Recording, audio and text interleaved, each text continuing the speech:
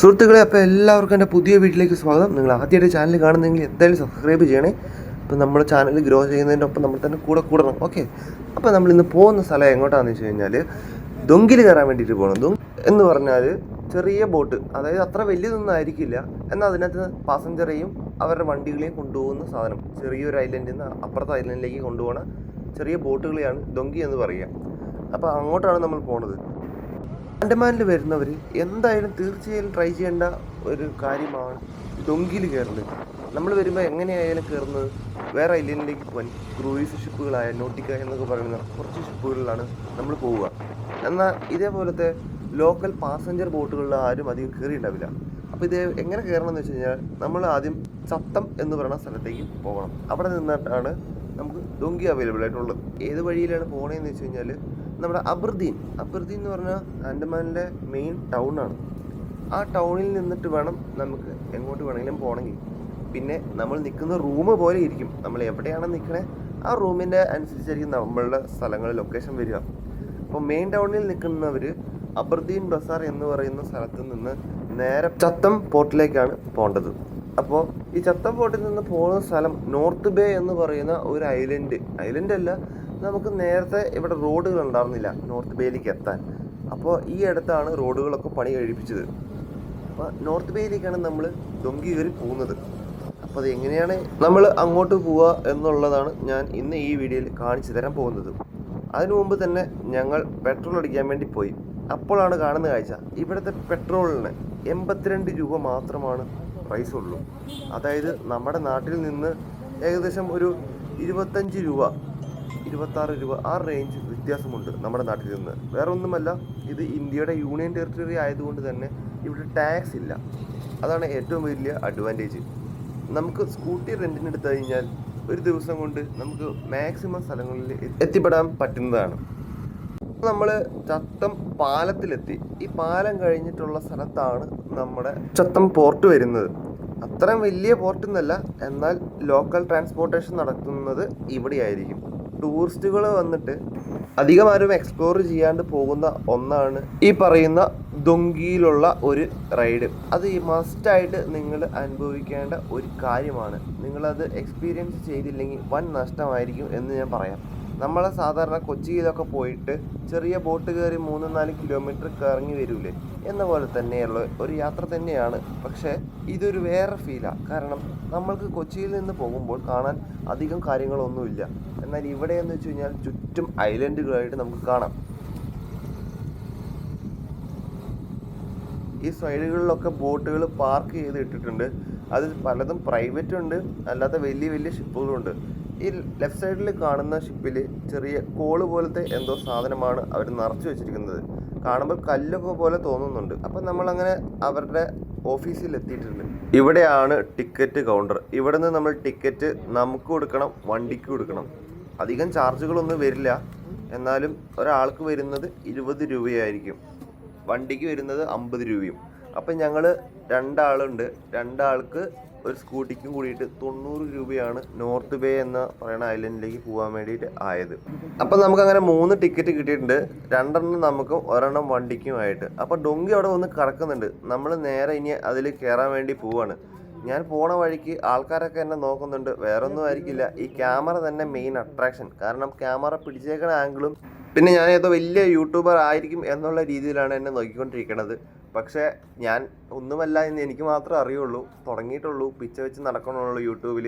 അപ്പോൾ എല്ലാവരും സപ്പോർട്ട് ചെയ്യുക. സപ്പോർട്ട് ചെയ്യാത്തവർ എന്തായാലും സപ്പോർട്ട് ചെയ്യണം, സബ്സ്ക്രൈബ് ചെയ്യണം, ലൈക്ക് ചെയ്യണം. ഓക്കെ, അപ്പോൾ നമ്മൾ ഡൊങ്കിയിലേക്ക് കയറാൻ വേണ്ടി പോകണം. അങ്ങനെ ഡൊങ്കി പോർട്ടിൽ എത്തുമ്പോൾ തന്നെ അതിൻ്റെ ബാക്ക് വശത്തെ ഇറങ്ങാനുള്ള പാത അവർ ഓപ്പൺ ആക്കി കഴിയുമ്പോൾ നിലത്ത് ഉരയണ സൗണ്ട്, അത് ശരിക്കും ആന ചിഹ്നം വിളിക്കുന്ന പോലത്തെ വലിയൊരു സൗണ്ടായിരിക്കും. അത് തറയിൽ കിടന്ന് ഉരയുമ്പോൾ ഉണ്ടാകുന്നത്. അപ്പോൾ അങ്ങനെ അത് ഇറക്കി കഴിയുമ്പോഴേക്കും ആൾക്കാർക്ക് ഇറങ്ങാനുള്ള സമയമാവും. അപ്പോൾ അങ്ങനെ എല്ലാവരും ആൾക്കാർ ഇപ്പോൾ ഇറങ്ങിക്കൊണ്ടിരിക്കുകയാണ്. അപ്പോൾ നിങ്ങൾ കേൾക്കുന്നതിൻ്റെ ഇടയിൽ കേൾക്കുന്ന സൗണ്ടും ഇത് ഉരയുന്ന സൗണ്ടായിരിക്കും. കാരണം ഷിപ്പ് നിൽക്കുമ്പോൾ ചെറിയൊരു ആട്ടം ഉണ്ടാവും ഷിപ്പിന്. ആ ആട്ടത്തിൽ ഈ കോൺക്രീറ്റും സ്റ്റീലിൻ്റെ പ്ലേറ്റും തമ്മിൽ ഉരയണ സൗണ്ടാണ് കേൾക്കുന്നത്. അപ്പോൾ അങ്ങനെ എല്ലാ വണ്ടികളും പുറത്തിറങ്ങി കഴിഞ്ഞാൽ പുറത്തുള്ളവർക്ക് പോകാനുള്ളവർക്ക് കയറാൻ വേണ്ടിയിട്ടുള്ള സമയമായിരിക്കും അടുത്തത്. ഇതിൻ്റെ ഉള്ളിലുള്ള എല്ലാവരും പുറത്തിറങ്ങി കഴിഞ്ഞപ്പോൾ ഇനി എല്ലാവരും ഉള്ളിലേക്ക് കയറുന്ന ചടങ്ങാണ് ഇവിടെ നടക്കാൻ പോണത്. അപ്പോൾ നിങ്ങൾ കാണാം എല്ലാ വണ്ടികളും അത്യാവശ്യം ക്യൂ ആയിട്ടൊക്കെ വരുന്നുണ്ട്. എന്നാലും ചിലവർ സീറ്റ് പിടിക്കാൻ വേണ്ടിയിട്ട് ആദ്യം കുത്തി കയറി. ഇത് നമ്മുടെ നാട്ടിലെ പോലെ തന്നെ, അതായത് നമ്മൾ ബസ്സിൽ കയറി ചില ആൾക്കാർ സൈഡ് സീറ്റ് പിടിക്കാനും അല്ലെങ്കിൽ ഇരിക്കാൻ സീറ്റ് പിടിക്കില്ലേ എന്ന പോലെ തന്നെ ഇതിൽ വണ്ടി എടുക്കാൻ എളുപ്പത്തിന് വേണ്ടിയിട്ടുണ്ട്. റോഡുകളിൽ ഇവിടെ ഹെൽമെറ്റ് നിർബന്ധമാണ്, പക്ഷെ ഡൊങ്കിയിൽ കയറാൻ ഹെൽമെറ്റ് നിർബന്ധമില്ല. ഇവന് വീഡിയോ കൂടി എടുക്കണം എന്ന് പറഞ്ഞുകൊണ്ട് ചെക്കൻ ഹെൽമെറ്റൊക്കെ കയറി നല്ല സ്റ്റൈലിഷ് ആയിട്ട് കണ്ണാടി വെച്ചിട്ടൊക്കെയാണ് പറഞ്ഞേക്കണത്. അപ്പം നമുക്ക് കാണാം വണ്ടികൾ ഇങ്ങനെ ഓരോ സൈഡിൽ പാർക്ക് ചെയ്ത് വെക്കുന്നുണ്ട്. ഇവരെല്ലാവരും നല്ല രീതിയിൽ തന്നെ പാർക്ക് ചെയ്ത് വെക്കും, കാരണം സ്പേസുകൾ എപ്പോഴും കുറവായിരിക്കും. എല്ലാവർക്കും കയറാൻ വേണ്ടി പാകത്തിന് എല്ലാവരും അത്യാവശ്യം ആരോട് ഒന്നും പറയേണ്ട, അങ്ങോട്ടും ഇങ്ങോട്ടൊക്കെ മാറി നിൽക്കുക അല്ലെങ്കിൽ വണ്ടി ഒതുക്കി വെക്കുന്നൊന്നും പറയേണ്ട ആവശ്യമില്ല. കാര്യം എല്ലാവരും കണ്ടറിഞ്ഞ് ചെയ്യും ഇവിടെ കയറാൻ വേണ്ടിയിട്ട്. ഞാൻ വിചാരിച്ചു ഡൊങ്കി കാലിയായിരിക്കും, കാരണം ഇപ്പോഴേ ആൾക്കാരൊന്നും കാണാനില്ല. പക്ഷെ കുറച്ച് കഴിഞ്ഞപ്പോഴത്തേക്കും ഒരു ചാകര പോലെ തന്നെ വന്നു.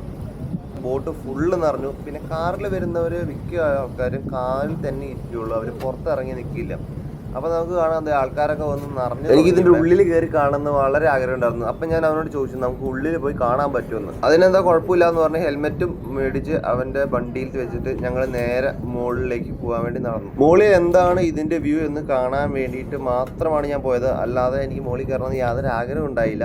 എങ്ങനെയാണ് മുകളിൽ ആൾക്കാർ ഇരിക്കുന്നത്, ഇതിൻ്റെ ഉള്ളിൽ സെറ്റപ്പ് എന്താണെന്ന് കാണാൻ വേണ്ടിയിട്ടാണ് മുകളിലേക്ക് പോകുന്നത്. അപ്പോൾ ഈ കാണുന്ന സ്റ്റെപ്പിലൂടെ കയറിയിട്ടാണ് നമ്മൾ മുകളിലേക്ക് പോകേണ്ടത്. ചെറിയ വഴിയാണ്, എന്നാലും അത്യാവശ്യം എല്ലാവരും ഒന്ന് ചെറുതായിട്ടൊന്ന് അഡ്ജസ്റ്റ് ചെയ്തിട്ട് വേണം കയറി മുകളിലേക്ക് പോകണമെന്നുണ്ടെങ്കിൽ. അപ്പോൾ മുകളിലേക്ക് കയറി ചെന്നിട്ട് കാണുന്ന ഒരു കാഴ്ചയാണിത്. അതായത് എല്ലാ സൈഡും കമ്പി അവർ വെച്ചിട്ടുണ്ടാവും, കാരണം വേറെ ആരും പുറത്തേക്ക് പോകാണ്ടിരിക്കാൻ വേണ്ടിയിട്ട്. അതിൽ നിന്നുള്ള കാഴ്ചയാണിത്. പിന്നെ നമ്മൾ ഷിപ്പിൻ്റെ ഉള്ളിൽ കയറി കാണുമ്പോൾ തന്നെ നമ്മളിത് വേറെ ഏതോ ലോകത്ത് എത്തിയ പോലെ തോന്നും. കാരണം പണ്ടത്തെ രീതിയിൽ ആൾക്കാരുടെ ഒരു പെട്ടിക്കടയുടെ ലുക്കിൽ നമ്മൾ ഉള്ളിൽ കയറി എങ്ങനെ ഉണ്ടാവും അതേ ഒരു ഫീല്, ചെറിയ മരത്തിൻ്റെ ബെഞ്ചുകളൊക്കെ. അപ്പോൾ ഇവിടെ നിന്ന് പുറത്തേക്ക് നോക്കിയാൽ ഉള്ള കാഴ്ചയാണ് ഇപ്പോൾ കാണുന്നത്. നമുക്ക് കാണാം അപ്പുറത്തെ ഐലൻഡുകളൊക്കെ നമുക്ക് കാണാൻ പറ്റും. നമ്മൾ പോകുന്നത് നോർത്ത് ബേ എന്ന് പറയുന്ന ഒരു സ്ഥലത്തേക്കാണ് നമ്മൾ പോകുന്നത്. ഞാൻ അങ്ങനെ മുകളിൽ നിന്ന് ഇറങ്ങി താഴത്തേക്ക് വന്നു, കാരണം മുകളിൽ നിന്ന് കഴിഞ്ഞാൽ വീഡിയോസ് ഒന്നും എടുക്കാൻ പറ്റില്ല. വേറെ ഒന്നും കൊണ്ടല്ല, അതിനുള്ള സ്ഥലമില്ല അവിടെ. അപ്പം ഞാൻ പുറത്തിറങ്ങി നിന്നിട്ടാണ് ഇപ്പോൾ ഈ വീഡിയോ ഞാൻ ഷൂട്ട് ചെയ്തുകൊണ്ടിരിക്കുന്നത്. ഇതിൽ ഏകദേശം ഒരു 10-50 ആൾക്കാരുടെ മുകളിൽ കൊണ്ടുപോകുന്ന പാസഞ്ചറാണ്. കാരണം ഇതിനകത്ത് കാറുകളും മറ്റു ബൈക്കുകളും ഒക്കെ വെച്ച് കഴിഞ്ഞാൽ നിൽക്കാൻ വളരെ സ്ഥലം കുറവാണ്. മുകളിൽ ഇരിക്കാൻ സ്ഥലങ്ങളുണ്ട്, എന്നാലും താഴെ വളരെ കൺജസ്റ്റഡ് ആയിട്ടാണ് എല്ലാവരും നിൽക്കുക. അപ്പം നിങ്ങൾക്ക് കാണാം ഇവിടെ ഇത്രയും ആൾക്കൂട്ടം ഇതിനകത്ത് തന്നെയുണ്ട്. ഈ ഷിപ്പ് പോകുന്നത് ഭയങ്കര സ്ലോയിലാണ്. എനിക്ക് തോന്നുന്നത് ഒരു 20-30 km/h സ്പീഡിലൊക്കെ ആയിരിക്കും ഈ ഷിപ്പ് പോവുക. അങ്ങനെ പെട്ടെന്നൊന്നും നീങ്ങുന്നില്ല. 1.5 മണിക്കൂർ കൊണ്ട് നമ്മൾ നോർത്ത് ബേയിലെത്തി. അപ്പോൾ ഇറങ്ങണ വഴിക്കാണ് ഞാൻ കാണുന്നത്. വേറൊന്നുമല്ല, നമ്മൾ വണ്ടികൾ കയറ്റാൻ വേണ്ടി താത്തി കൊടുക്കുന്ന ആ ഇരുമ്പിൻ്റെ പ്ലേറ്റ് അത് ഹാൻഡിൽ ചെയ്യുന്നത് ഈ ബാക്കിൽ കാണുന്ന 2 ചെറിയ ടവറിൽ നിന്നിട്ടാണ്. അവരാണ് ഇത് പൊക്കവും താത്തവും ചെയ്ത് കൊടുക്കുന്നത്. അങ്ങനെ ഞാൻ പുറത്തിറങ്ങി അർബാസ് വരുന്നത് വരെ ഞാൻ വെയിറ്റ് ചെയ്ത് നിൽക്കുകയാണ്. ഇവിടുത്തെ മിക്ക ആൾക്കാരുടെയും മെയിനായിട്ടുള്ള ട്രാൻസ്പോർട്ടേഷൻ ഈ ഡൊങ്കി ആയിരിക്കും, കാരണം ഏറ്റവും കൂടുതൽ പൈസ കുറവിൽ പോകാൻ പറ്റുന്ന ഒന്നാണ്. പിന്നെ അത് മാത്രമല്ല, ഗവൺമെൻറ്റിൻ്റെ പോലത്തെ ട്രാൻസ്പോർട്ടേഷൻ ഉണ്ട്, അതിന് ഇതിലും പൈസ കുറവാണ്. അത് ലോക്കൽസിലാണ് കൂടുതൽ. അങ്ങനെ നടക്കുമ്പോഴാണ് എന്നെ ഒരാൾ ബാക്കിൽ നിന്ന് വിളിക്കുന്നത്. അപ്പോൾ എന്താണെന്ന് നമുക്കത് കേട്ടിട്ട് വരാം.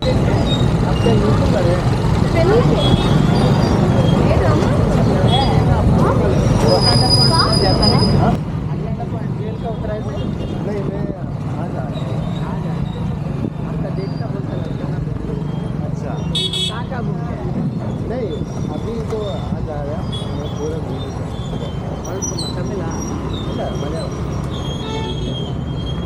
मेरा दोस्त भी है वो इधर से लोकल है. ആള് ചോദിച്ചത് വേറെ ഒന്നുമല്ല, ഞാൻ യൂട്യൂബറാണോ ഇങ്ങനെ ഞാൻ എവിടെയോ കണ്ട പോലെ തോന്നി എന്ന് പറഞ്ഞു. അപ്പം ഞാൻ പറഞ്ഞു ഞാൻ ഇന്നലെ വന്നുള്ളൂ ഇവിടെ എന്ന് ഞാൻ പറഞ്ഞു. ഇവിടെ എൻ്റെ ബാക്കിൽ ആൻഡമാനിലെ പോലീസ് നിൽക്കുന്നുണ്ട്. അവർ വേറെ ഒന്നും പറയുന്നില്ല. ഞാനൊരു വീഡിയോ എടുക്കുന്നത് എല്ലാവരും കൗതുകത്തോടെ നോക്കിയത് ഈ ചേട്ടൻ കൂടി എന്നെ നോക്കി തലയായിട്ട് ചിരിക്കുന്നുണ്ട്. അപ്പോൾ ഇവരൊക്കെ ഇങ്ങനെ വലിയ യൂട്യൂബേഴ്സിനൊന്നും അധികം ഇവിടെ കണ്ടിട്ടില്ല എന്ന് തോന്നുന്നുണ്ട്. വലിയ വണ്ടികൾ ഇറങ്ങിയാലാണ് ഉള്ളിലുള്ള ആൾക്കാർക്ക് അധികം ഇറങ്ങാൻ പറ്റുള്ളൂ, കാരണം ഫുള്ള് ഗ്യാപ്പ് ക്ലോസ്ഡ് ആയിരിക്കും. അപ്പോൾ അങ്ങനെ വണ്ടികൾ ഇറങ്ങി കഴിഞ്ഞപ്പോഴത്തേക്കും കുറേ ബൈക്കുകൾ അതിൻ്റെ കൂടെ ഇറങ്ങി വന്നു തുടങ്ങി.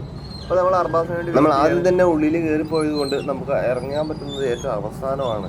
അപ്പോൾ അങ്ങനെ അർബാസ് എത്തിയിട്ടുണ്ട്. അർബാസിൻ്റെ മുമ്പിൽ തന്നെ ഞാൻ വീഡിയോ എടുത്ത് നടന്നു. പോലീസുകാരൻ അവിടെ നിന്ന് നോക്കുന്നുണ്ട്. ആളൊന്നും പറയുന്നില്ല, എല്ലാവരും നല്ല സഹകരണമാണ്. നമ്മൾ ഒന്നും പറയാത്തത് തന്നെ ഏറ്റവും വലിയൊരു സഹകരണം എന്ന് ഞാൻ വേണമെങ്കിൽ പറയാം. അപ്പോൾ ഇത്രയാണ് വീഡിയോ. ഇഷ്ടപ്പെട്ടവർ സബ്സ്ക്രൈബ് ചെയ്യുക, ലൈക്ക് ചെയ്യുക.